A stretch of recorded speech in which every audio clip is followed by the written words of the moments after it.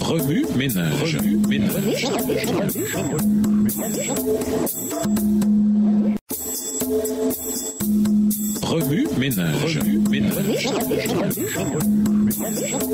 Bienvenue dans votre émission. Remue ménage. Nous voilà à la leçon de mardi investiguée. Lisons Ésaïe 58, le verset 6, Jean 8, le verset 34 à 36, Jacques 1, le verset 25 à Jacques 2, le verset 12, Luc 4, les versets 16 à 19, Romains 6, les versets 16 à 22, 2 Pierre 2, les versets 18 à 21 et Philippiens 3, le verset 4 et les versets 6 à 10. Ésaïe 58, verset 6. Voici le jeûne auquel je prends plaisir. Détache les chaînes de la méchanceté, dénoue les liens de la servitude, renvoie libre les opprimés et que l'on rompe toute espèce de joug. Jean 8, les versets 34 à 36. En vérité, je vous le dis, leur répliqua Jésus, quiconque se livre au péché est esclave du péché. Or, l'esclave ne demeure pas toujours dans la maison, le Fils y demeure toujours. Si donc le Fils vous a franchi, vous serez réellement libre. Jacques 1, verset 25 à Jacques 2, verset 12. Mais celui qui aura plongé les regards dans la loi parfaite, la loi de la liberté, et qui aura persévéré, n'étant pas un auditeur oublieux, mais se mettant à l'œuvre, celui-là sera heureux dans son activité. Si quelqu'un croit être religieux sans tenir sa langue en bride, mais en trompant son cœur, la religion de cet homme est vaine. La religion pure et sans tache devant Dieu notre Père consiste à visiter les orphelins et les veuves dans leurs afflictions et à se préserver des souillures du monde. Chapitre 2. Mes frères, que votre foi en notre glorieux Seigneur Jésus-Christ soit exempte de toute acception de personne. Supposez en effet qu'il entre dans votre assemblée un homme avec un anneau d'or et un habit magnifique, et qu'il y entre aussi un pauvre misérablement vêtu. Si tournant vos regards vers celui qui porte l'habit magnifique, vous lui dites « Toi, assieds-toi ici à cette place d'honneur », et si vous dites au pauvre « Toi, tiens-toi là debout », ou bien « Assieds-toi au-dessous de mon marchepied », ne faites-vous pas en vous-même une distinction et ne jugez-vous pas sous l'inspiration de pensées mauvaises? Écoutez, mes frères bien-aimés, Dieu n'a-t-il pas choisi les pauvres aux yeux du monde pour qu'ils soient riches en la foi et héritiers du royaume qu'il a promis à ceux qu'il aime? Verset 6. Et vous, vous avilissez le pauvre. Ne sont-ce pas les riches qui vous oppriment et qui vous traînent devant les tribunaux? Ne sont-ce pas eux qui outragent le beau nom que vous portez? Si vous accomplissez la loi royale selon l'Écriture, tu aimeras ton prochain comme toi-même, vous faites bien. Mais si vous faites acception de personne, vous commettez un péché, vous êtes condamnés par la loi comme des transgresseurs. Car quiconque observe toute la loi, mais pêche contre un seul commandement, devient coupable de tous. Verset 11. En effet, celui qui a dit « Tu ne commettras point d'adultère » a dit aussi « Tu ne tueras point ». Or, si tu ne commets point d'adultère, mais que tu commettes un meurtre, tu deviens transgresseur de la loi. Parlez et agissez comme devant être jugés par une loi de liberté. Luc 4, les versets 16 à 19. Il se rendit à Nazareth où il avait été élevé et selon sa coutume, il entra dans la synagogue le jour du sabbat, il se leva pour faire la lecture. Et on lui remit le livre du prophète Ésaïe. L'ayant déroulé, il trouva l'endroit où il était écrit « L'Esprit du Seigneur est venu sur moi parce qu'il m'a oint pour annoncer une bonne nouvelle aux pauvres. Il m'a envoyé pour guérir ceux qui ont le cœur brisé, pour proclamer aux captifs la délivrance et aux aveugles le recouvrement de la vue, pour renvoyer libres les opprimés, pour publier une année de grâce du Seigneur. » Romains 6, les versets 16 à 22. Ne savez-vous pas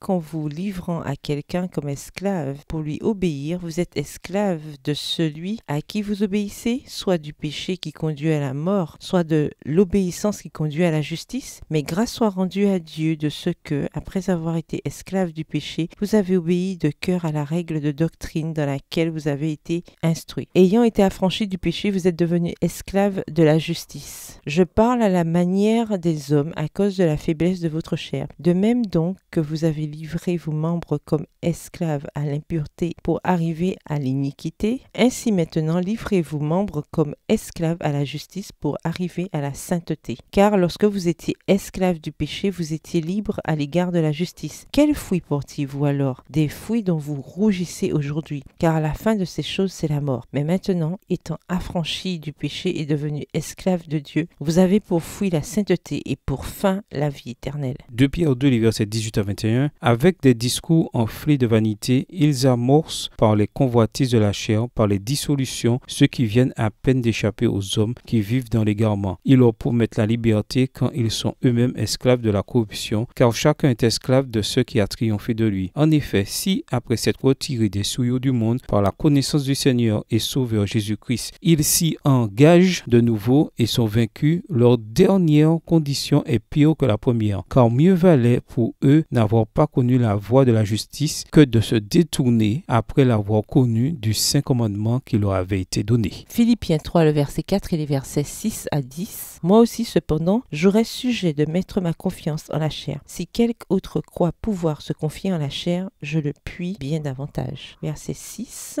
Quant au zèle, persécuteur de l'Église, irréprochable à l'égard de la justice de la loi. Mais ces choses qui étaient pour moi des gains, je les ai regardées comme une perte à cause de Christ. Et même je regarde toutes choses comme une perte à cause de l'excellence de la connaissance de Jésus-Christ, mon Seigneur, pour lequel j'ai renoncé à tout. Et je les regarde comme de la boue afin de gagner Christ. Et d'être trouvé en lui, non avec ma justice, celle qui vient de la loi, mais avec celle qui s'obtient par la foi en Christ, la justice qui vient de Dieu par la foi, afin de connaître Christ et la puissance de sa résurrection et la communion de ses souffrances, en devenant conforme à lui dans sa mort pour parvenir. Remi Ménage, quelle relation ces versets ont-ils avec le passage principal? Quels autres versets aux promesses vous viennent à l'esprit en rapport avec Galates 4, le verset 21 et Galates 5, le verset 1? Révisez le verset à mémoriser tiré de Galates 4, verset 21 à Galates 5, verset 1. Au revoir! Et à demain si Dieu veut. Remue ménage.